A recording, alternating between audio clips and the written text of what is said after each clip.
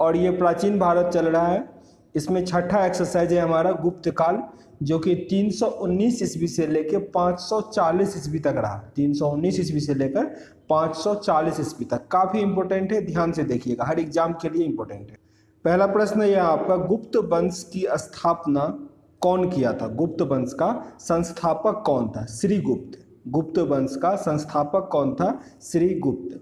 गुप्त किसके सामंत था? गुप्त किसके समकालीन था? मेनली कुषाणों के। कुषाणों के समकालीन था या सामंत था।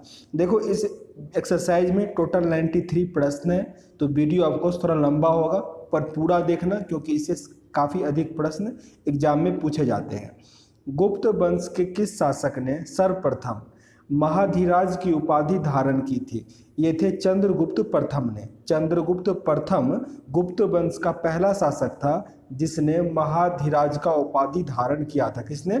चंद्रगुप्त प्रथम ने। यहाँ पे सूची दिया गया है, आपको सुमेलित करना है कौन सा अभिलेख किस शासक ने बनाया। पहला है प्रयाग, जिसे प्रयागराज या इलाहाबाद प्रशिष्ट अभिलेख, इसे समुद्रगुप्त ने बनाया। बिलसंड स्तंभ लेख कुमारगुप्त के द्वारा। भीतरी स्तंभ लेख ये स्कंदगुप्त, और मंदसौर लेख ये बधु बर्मन के द्वारा बनाया गया था। गुप्त शासक के दौरान निम्नलिखित में से ऐसा व्यक्ति कौन था जो एक महान खगोल विज्ञानी और गणितज्ञ था? ये थे आर्यभट्ट। आर्यभट्ट जिन्होंने शून्य का खोज किया था। गुप्त शासकों की सरकारी या दरबारी भाषा क्या थी? यूँ कहे तो गुप्त शासकों का मेन जो उस टाइप का लैंग्वेज था वो क्या था? संस्कृत। संस्कृत। गुप्त शासकों का सरकारी भाषा क्या था? संस्कृत। इतिहासकार B.A. स्मिथ ने किसकी विषयों से प्रभावित होकर उसे भारत का नेपोलियन कहकर पुकारा? काफ़ी इंपॉर्टेंट है, समुद्रगुप्त को। इस प्रश्न को फिर से रिपीट कर लो, कई बार पूछा गया प्रश्न है ये। B.A. स्मिथ ने किसे भारत का नेपोलियन कहा? समुद्रगुप्त को। समुद्रगुप्त को भारत का नेपोलियन कहा जाता था। गुप्त वंश का वह राजा कौन था जिसने हुनों को भारत पर आक्रमण करने से रोका था? ये राजा था स्कंदगुप्त। स्कंदगुप्त। गुप्त राजवंश किस लिए प्रसिद्ध थे? गुप्त राजवंश कला और स्थापत्य के लिए, कला और स्थापत्य के लिए प्रसिद्ध था। अजंता कलाकृति किससे संबंधित है? गुप्त काल से। अजंता कलाकृति गुप्त काल से संबंधित है। कुछ विद्वानों के अनुसार कवि कालिदास किसके राजकवि थे? चंद्रगुप्त द्वितीय या विक्रमादित्य, उन्हीं को कहा जाता था। मतलब कालिदास जो थे किसके राजकवि थे? विक्रमादित्य या चंद्रगुप्त द्वितीय के। अजंता चित्रकारी का विषय वस्तु निम्नलिखित में से किससे संबंधित है? बौद्ध धर्म से। बौद्ध धर्म से। उत्तर गुप्त युग में जो विश्वविद्यालय प्रसिद्ध हुआ वह था नालंदा। नालंदा क्या हुआ? विश्व प्रसिद्ध हुआ। एरन अभिलेख का संबंध किस शासक से है? एरन अभिलेख का संबंध भानुगुप्त से। भानुगुप्त। फाहियान किसके शासन काल में आया था? फाहियान किसके शासन काल में आया था? चंद्रगुप्त द्वितीय या विक्रमादित्य, इसी को कहा जाता है। काफ़ी इंपॉर्टेंट है ये भी प्रश्न। फाहियान किसके शासन काल में आया था? चंद्रगुप्त द्वितीय। भारतीय संस्कृति का स्वर्ण युग किसे कहा जाता है? गुप्त काल को। गुप्त काल को भारतीय संस्कृति का स्वर्ण युग कहा जाता है। फाहियान कहाँ का निवासी था? फाहियान था चीन का। फाहियान चीन का निवासी था जो चंद्रगुप्त द्वितीय के टाइम में आया था। चंद्रगुप्त द्वितीय के टाइम में फाहियान आया था जो चीन का था। सेतुबंध के रचनाकार प्रवर सेन द्वितीय किस वंश का शासक था? वाकाटक। वाकाटक वंश का शासक था। किस गुप्तकालीन शासक को कविराज कहा जाता है? समुद्रगुप्त को। समुद्रगुप्त को कविराज भी कहा जाता है। स्कंदगुप्त को किस स्तंभ लेख में सक्रोपम कहा गया? समुद्रगुप्त को किस लेख में सक्रोपम कहा गया? कोहोम स्तंभ लेख में। कोहोम स्तंभ लेख में। श्रीलंका के राजा मेघवर्मन ने किस स्थान पर भगवान बुद्ध का मंदिर बनवाने के लिए समुद्रगुप्त से अनुमति मांगी थी? बोधगया में। बोधगया में मंदिर बनाने के लिए मेघवर्मन ने मीन्स श्रीलंका में भगवान बुद्ध की मंदिर बनाने के लिए समुद्रगुप्त से अनुमति मांगा था। मीन्स ये मंदिर कहाँ बनना था? श्रीलंका में। मंदिर, अच्छा रुकिए, इस प्रश्न को फिर से रिपीट कर लेते हैं। मंदिर श्रीलंका में नहीं बनने वाला था, बोध गया में बनने वाला था। उसे बनाता कौन? श्रीलंका के राजा मेघवर्मन। मंदिर निर्माण कला का जन्म सर्वप्रथम कब हुआ था? मंदिर निर्माण कला का जन्म सर्वप्रथम कब हुआ था? गुप्त काल में हुआ था। गुप्त काल में, जैसे द्रविड़ शैली, नागर शैली, ये सब क्या है? मंदिर बनाने की कला है, शैली है। चंद्रगुप्त द्वितीय ने विक्रमादित्य की उपाधि कब धारण की थी? शकों का उन्मूलन करने के बाद। शकों के उन्मूलन करने के बाद उन्हें विक्रमादित्य का उपाधि प्राप्त हुआ। गुप्त काल के सर्वाधिक लोकप्रिय देवता कौन थे? गुप्त काल के सर्वाधिक लोकप्रिय देवता कौन थे? विष्णु। चंद्रगुप्त द्वितीय ने अपनी किस विजय की खुशी में चांदी के विशेष सिक्के जारी किए थे? शकों को पराजित करने के बाद। शकों को पराजित करने के बाद उन्होंने विक्रमादित्य का उपाधि भी धारण किया, साथ ही खुशी से चांदी का एक विशेष प्रकार का सिक्का भी जारी किया। महरौली, जो दिल्ली में है, कुतुब मीनार के आसपास स्थित लौह स्तंभ का निर्माण किस सदी में हुआ था? ये हुआ था चतुर्थ सदी में। चतुर्थ सदी में लौह स्तंभ का निर्माण हुआ था, जिसमें जंग नहीं लगता है। कुतुब मीनार में आपको देखने को मिल जाएगा। ये ऑप्शन यहाँ पे क्या होगा? चतुर्थ सदी में। फाहियान और हेनसंग ने डैश के राज्यों को देखा। ये देखा चंद्रगुप्त, विक्रमादित्य एवं हर्षवर्धन को। चंद्रगुप्त और हर्षवर्धन तक उन्होंने देखा। धनवंतरी थे। धनवंतरी किन्हें कहा जाता था? तो चंद्रगुप्त के दरबार में नवरत्न में से एक, जो कि प्रसिद्ध चिकित्सक था, उसे धनवंतरी कहा जाता था। ऑप्शन यहाँ पे क्या होगा? बी। गुप्तकालीन शासक प्रणाली किस प्रकार की थी? गुप्तकालीन शासन प्रणाली राजतंत्रात्मक था। राजतंत्रात्मक मीन्स राजा का शासन होता था। राजतंत्रात्मक। एक होता है गणतंत्रात्मक मीन्स जिसका अपना संविधान हो, लोकतंत्रात्मक या प्रजातांत्रिक मीन्स प्रजा जिसको चुनता है। तो भारत अभी क्या है? प्रजातंत्र और गणतंत्र भी है, क्योंकि अपना हमारा संविधान है। फाहियान द्वारा रचित ग्रंथ फोकुओकी में निम्न में से किसका विवरण नहीं मिलता है? फाहियान द्वारा रचित फोकुओकी में इनमें से किसका मीन्स विचरण नहीं मिलता है? तो बौद्ध धर्म के सिद्धांतों का विवरण नहीं मिलता है, जबकि बौद्ध राज्यों का, गौतम बुद्ध के उपदेशों का, बौद्ध मंदिर, स्तूप व विहारों का। अच्छा, मेरे दिमाग में एक प्रश्न है, जरा कमेंट बॉक्स में बताना कि दुनिया का सबसे पहला प्रजातंत्र जो है वो मीन्स भारत का है। भारत में एक बिहार स्टेट है, बिहार के किसी जगह का है, वो आपको कमेंट बॉक्स में बताना है। प्रश्न को फिर से समझो, दुनिया का सबसे पहला प्रजातंत्र सिटी कौन सा है, शहर कौन सा है? 31वां प्रश्न पे आते हैं। गुप्त स्थापत्य कला का सर्वोत्कृष्ट मंदिर निम्नलिखित में से कौन है? गुप्त स्थापत्य कला का सबसे अच्छा मंदिर कौन सा है? देवगढ़ का दशावतार मंदिर। देवगढ़ का दशावतार मंदिर।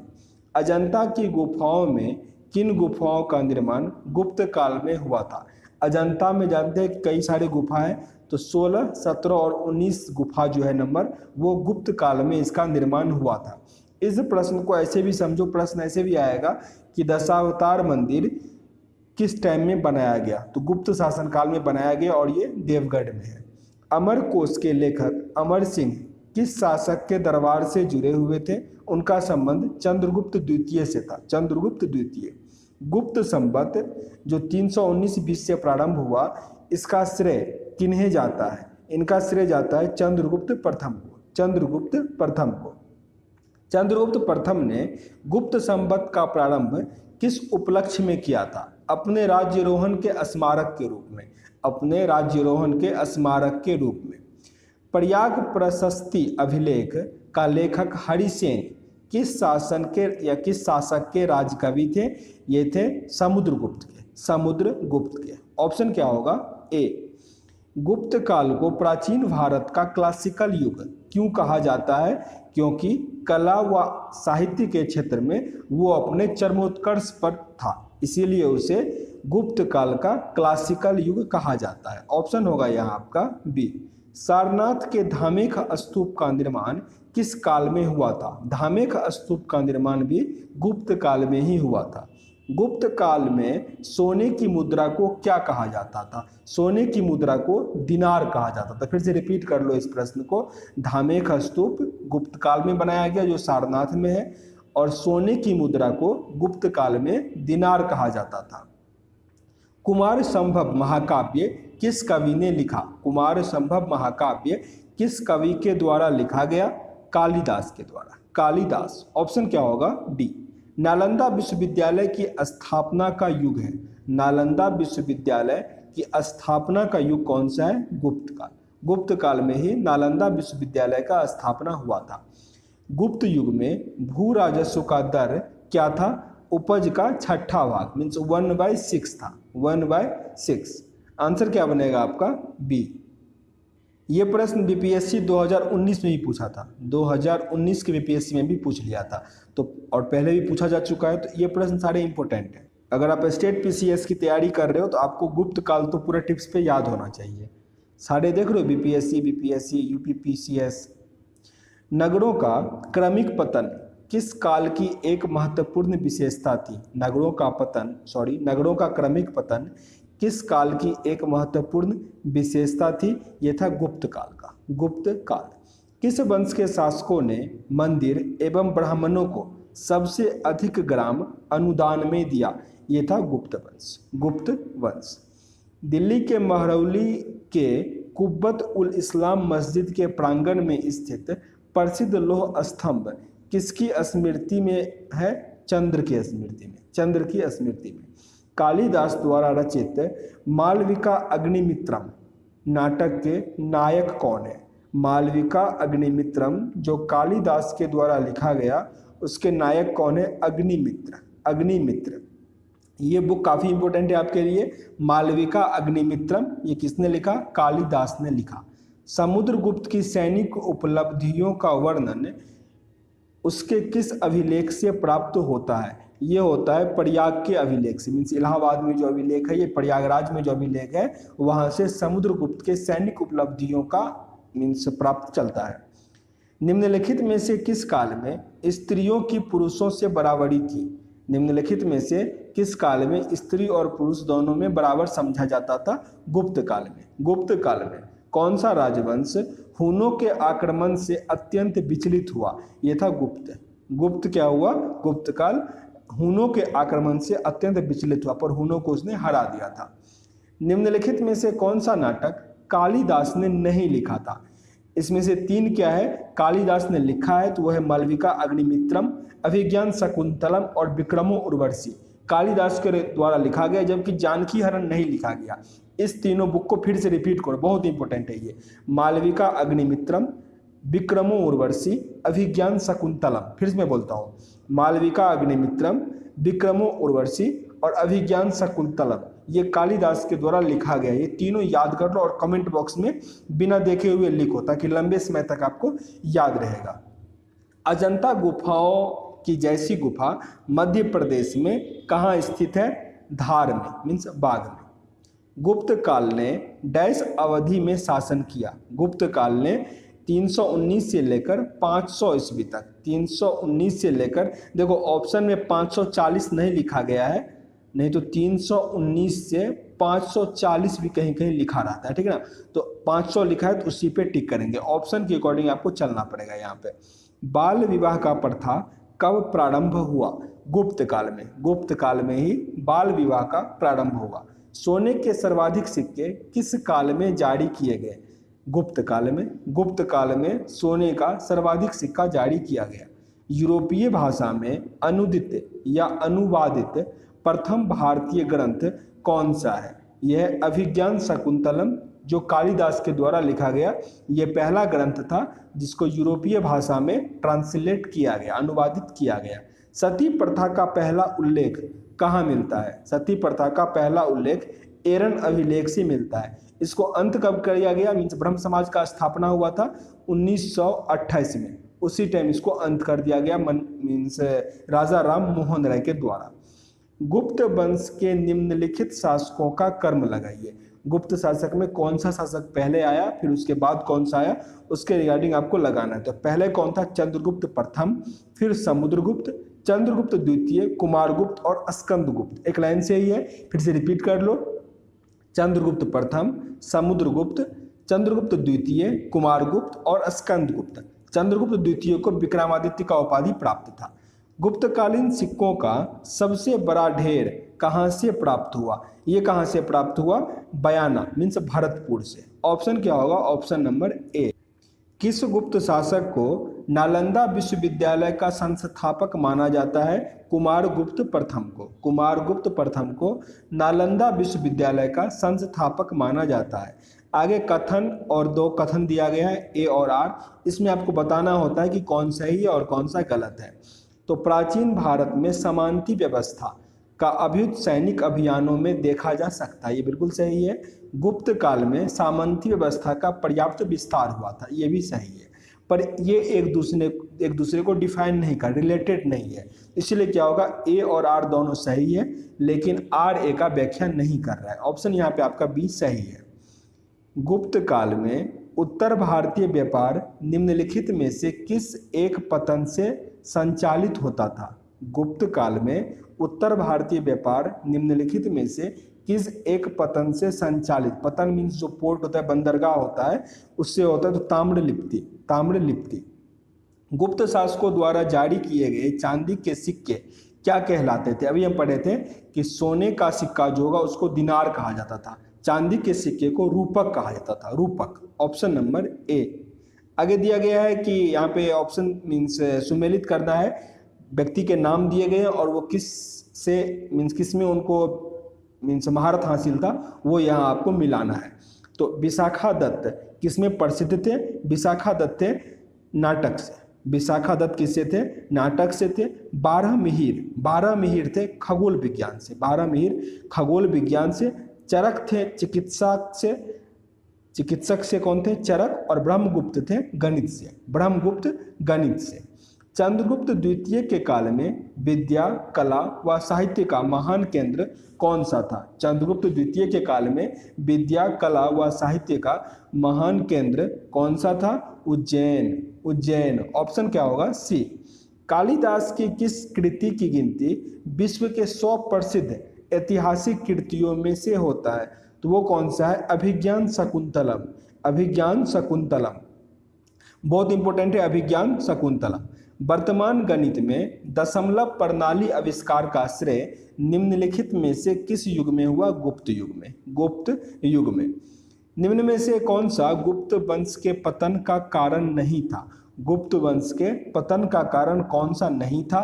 तो स्कंदगुप्त के बाद केंद्र की शक्तियों का दुर्बल होना, ये सही है, ये भी कारण था। हुनों का आक्रमण, ये बुरी तरह से प्रभावित किया था। प्रांतीय शासकों में विद्रोह, ये 3 कारण थे। जबकि सत्ता के नियंत्रण के लिए आंतरिक कलह, ऐसा कुछ नहीं था, ये गलत है। हमारा आंसर यहाँ पे डी ही होगा। पर इस प्रश्न को फिर से ऐसे समझो कि गुप्त वंश के पतन का क्या कारण था, स्कंदगुप्त के बाद केंद्र की शक्तियों का दुर्बल होना, हुनों का आक्रमण और प्रांतीय शासकों में विद्रोह, ये सब गुप्त वंश के पतन का मेन कारण था।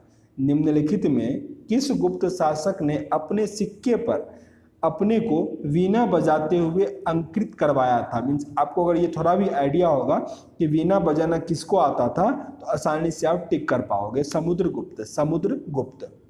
वो प्रथम भारतीय विद्वान कौन था जिसने गणित को एक पृथक विषय के रूप में स्थापित किया। पृथक मतलब होता है अलग विषय के रूप में, गणित को एक अलग विषय के रूप में प्रकाशित किया, वो थे आर्यभट्ट, आर्यभट्ट। गुप्तकालीन पुस्तक नवीनतम का संबंध किससे है, गुप्तकालीन पुस्तक नवीनतम का संबंध किससे है, चिकित्सा से, चिकित्सा से। आंसर होगा सी। तांबा का सिक्का जारी करने वाला पहला गुप्त शासक कौन था, तांबा का सिक्का रामगुप्त ने किया था, रामगुप्त। ऑप्शन नंबर सी होगा। आगे सुमेलित करना है, शासक दिया गया और उसका अभिलेख। समुद्रगुप्त का अभिलेख प्रयाग प्रशस्ति, प्रयाग प्रस्ति। चंद्रगुप्त द्वितीय का महरौली लोह स्तंभ अभिलेख। स्कंदगुप्त भित्री स्तंभ लेख। और बुधगुप्त का पहाड़पुर ताम्रपात्र, पहाड़पुर ताम्रपात्र। यह मुद्रा के प्रकार है और वहाँ पे शासक है जो किसके द्वारा ये मीन्स बनाया गया, कुमार देवी प्रकार चंद्रगुप्त प्रथम का था, कुमार देवी प्रकार चंद्रगुप्त प्रथम का। वीणा वादक प्रकार, जिसपे वीणा बजाता हुआ था, समुद्रगुप्त ने स्टार्ट किया था। चक्र विक्रम प्रकार ये चंद्रगुप्त द्वितीय का था। और कार्तिकेय प्रकार कुमारगुप्त प्रथम का था, कार्तिकेय प्रकार कुमारगुप्त प्रथम का था। आपके लिए ये इंपॉर्टेंट है, वीणा वादक प्रकार समुद्रगुप्त का था, ये कई बार पूछा गया है एग्जाम में। आगे दिया गया शासक और इसकी उपाधि, आपको चारों याद करना पड़ जाएगा। चंद्रगुप्त प्रथम को महाधिराज का उपाधि मिला था, ये पहले शासक थे जिसने महाधिराज की उपाधि धारण की थी, चंद्रगुप्त प्रथम। समुद्रगुप्त को मिला था अश्वमेघ पराक्रम, समुद्रगुप्त को अश्वमेघ पराक्रम का। चंद्रगुप्त प्रथम को मिला था परम भागवत या और कौन सा था, विक्रमादित्य का उपाधि मिला था चंद्रगुप्त द्वितीय को, और परम भागवत भी कहा जाता था। स्कंदगुप्त को सक्रोपम का उपाधि मिला हुआ था। आगे शासक दिया गया और उसकी पत्नी है, आपको सुमेलित करना है यहाँ पे। चंद्रगुप्त प्रथम की थी कुमार देवी लिच्छवी, रामगुप्त का ध्रुव देवी, समुद्रगुप्त का दत्ता देवी और रुद्रसेन का प्रभावती गुप्त। ये काफी इंपॉर्टेंट है, रुद्रसेन वाला प्रभावती गुप्त। किस गुप्त शासक ने दक्षिणा पंथ में स्थित 12 राज्य पर धर्म विजय किया? 12 राज्य पर धर्म विजय समुद्रगुप्त ने। स्वराज छौता मीन सभी राजाओं को उखाड़ फेंकने वाला का उपाधि किसे प्राप्त हुआ? समुद्रगुप्त को। किसने अंतिम शक शासक रुद्र सिंह तृतीय को पराजित कर उसकी हत्या कर शकों को अंतिम रूप से उन्मूलित किया, मीन्स पूरी तरह से खत्म कर दिया? तो चंद्रगुप्त द्वितीय, जिसे विक्रमादित्य मैं कह रहा था। आगे प्रश्न है रचनाकार और उसकी रचना दिया गया है, आपको यहाँ पे सुमेलित कर। आर्यभट्ट की रचना है आर्यभट्ट की रचना आर्यभट्टीय। धन्वंतरी का नवीनतम, ब्रह्मगुप्त का ब्रह्म सिद्धांत और 12 मिहिर पंच सिद्धांतक। नवीनीकृतम जो है ये चिकित्सा से संबंधित है, रखना चिकित्सा से संबंधित है। सुदर्शन झील जिसका निर्माण चंद्रगुप्त मौर्य के स्वराष्ट्र प्रांत के गवर्नर पुष्यगुप्त ने करवाया था तथा जिसकी मरम्मत पहली बार शक शासक रुद्रदमन ने करवाई थी, कि दूसरी मरम्मत किसने करवाई थी? दूसरा मरम्मत स्कंदगुप्त ने करवाया, स्कंदगुप्त। यहाँ पे ये याद रखो बस कि सुदर्शन झील का निर्माण किसने कराया? चंद्रगुप्त मौर्य ने करवाया। आगे प्रशासकीय विभाजन और उसके प्रशासक आपको यहाँ पे भी सुमेलित करना है। तो भुक्ति मीन्स प्रांत का प्रशासक को विषयपति कहा जाता था, प्रांत के जो शासक थे प्रशासक उसको विषयपति कहा जाता था। जिला का जो हेड उसको उपरिका कहा जाता था, उपरिक। नगर के हेड को ग्रामिक और ग्राम के हेड को नगरपति, ग्राम के हेड को नगरपति और नगर के हेड को ग्रामिक। ऐसे आपको यहाँ पे मैं शायद उल्टा पुल्टा बोल रहा हूँ, उल्टा ही हो गया, फिर से इसको मिला लेते हैं। भुक्ति मीन्स प्रांत का उपरिक, भुक्ति का उपरिक। विषय का विषयपति, नाम से क्लियर लग रहा था, विषय का विषयपति, नगर का नगरपति और ग्राम का ग्रामिक। ऑप्शन यहाँ पे ए आपका सही था। इसमें से कौन सा सुमेलित नहीं है? मीन्स एक इसमें से गलत है। महाअश्वपति गज सेना का अध्यक्ष था, ये गलत है। अश्वपति नाम से क्लियर है, घोड़े का होगा, ठीक ना, वैसे ये गलत है। सही क्या से भैया आपको पढ़ना है। महासिंधी विग्रहिक ये युद्ध और शांति का मंत्री था। महादंड नायक सेना का सर्वोच्च अधिकारी। बिना स्थिति स्थापक ये धार्मिक मामलों का प्रमुख अधिकारी था। आगे सुमेलित करना है कि कौन से भूमि को क्या कहा जाता था, आसान सा प्रश्न है। क्षेत्र भूमि ये होता था कृषि योग्य भूमि, क्षेत्र भूमि मीन्स कृषि योग्य भूमि। वास्तु भूमि निवास योग्य भूमि, वास्तु भूमि जैसे वास्तु शास्त्र होता है तो घर बनाया जाता है उससे, तो निवास योग्य भूमि। अपरहत भूमि मीन्स जंगली भूमि, अपरहत भूमि मीन्स जंगली भूमि। खिल भूमि कृषि के लिए अनुपयुक्त भूमि मीन्स रिजर्ट जिसको कहते हैं, जहाँ पे खेती नहीं होगा उसको खिल भूमि कहा जाता था। आगे है कौन सा इनमें से सुमेलित नहीं है? तो प्रयाग प्रशस्ति रवि कृति ये गलत है, जबकि किरातुर्जनियम भारवी सही है। दशा कुमार रचित दंडिन और मृच्छकटिकम शूद्रक ये क्या है? सही है। आगे 85 नंबर प्रश्न है, यहाँ पे आपको इनमें से कौन सा सुमेलित नहीं है? तो भृतहरि मेघदूतम ये गलत है, जबकि बांगभट्ट अष्टांग हृदय लिखा, कामदक नीतिसार लिखा और विशाखा दत्त मुद्रा राक्षस लिखा। इसको फिर से रिपीट कर लो। वांगभट्ट ने अष्टांग हृदय, कामदंड, नीतिसार और विशाखा दत्त ने मुद्रा राक्षस लिखा। आगे आपको फिर से सुमेलित करना है, मीन्स कौन सा लोग को क्या कहा जाता था, यहाँ पे आपको मिलाना है, ठीक ना। तो श्रेष्ठी, श्रेष्ठी का अर्थ क्या होता था, साहूकार, साहूकार। सार्थवाह मीन्स व्यापारी को।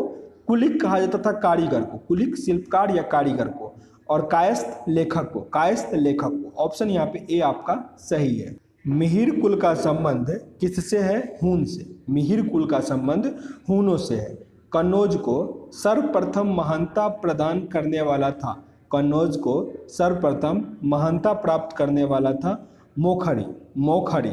गुप्त राजा जिसने विक्रमादित्य की पदवी ग्रहण की थी कौन थे, चंद्रगुप्त द्वितीय, चंद्रगुप्त द्वितीय। ऑप्शन क्या होगा यहाँ पे सी। कुतुब मीनार के निकट स्थित लौह स्तंभ वैज्ञानिकों का ध्यान क्यों खींच रहा है, क्योंकि वहाँ पे क्या होता है, जंग नहीं लगता उसमें, उसकी जंग रोधक क्षमता। ऑप्शन क्या होगा यहाँ पे डी। प्राचीन भारत में गुप्त काल से संबंधित गुफा चित्रांकन के केवल 2 उदाहरण उपलब्ध हैं। इनमें से एक अजंता की गुफाओं में किया गया चित्रांकन। गुप्त काल के चित्रांकन का दूसरा अवशिष्ट उदाहरण किस स्थान पर उपलब्ध है। आंसर अपना बनेगा यहाँ पे बाघ गुफा। इसको ऐसे समझो, बाघ गुफा में और अजंता की गुफाओं में गुप्त काल का चित्रकला देखने को हमको मिलता है, ठीक है ना। पुंड्रवर्धन भुक्ति मीन्स प्रांत अवस्थित था। पुंड्रवर्धन प्रांत जो था वो कहाँ स्थित था, ये आपसे पूछा जा रहा है। तो उत्तर बंगाल में, उत्तर बंगाल में मीन्स पश्चिम बंगाल के उत्तर साइड में, ऊपरी साइड में, सिक्किम के साइड। परम भागवत उपाधि धारण करने वाला, परम भागवत उपाधि धारण करने वाला गुप्त शासक कौन सा था, ये थे समुद्रगुप्त, समुद्रगुप्त। ऑप्शन होगा बी। तो टोटल 93 प्रश्न मैंने कंप्लीट किया। उम्मीद करते हैं यहाँ से कुछ सीखने का मौका मिला होगा और आपके एग्जाम में ये हेल्प करे। सेशन अगर अच्छा लगा हो तो लाइक और शेयर जरूर कर दीजिएगा। चैनल पे नए हैं सब्सक्राइब भी कर लीजिएगा। पसंद ना आया हो डिसलाइक भी कर सकते हैं, पर कारण जरूर बताइएगा ताकि वीडियो को इम्प्रूव कर सकें। मिलते हैं नेक्स्ट वीडियो में, तब तक के लिए जय हिंद।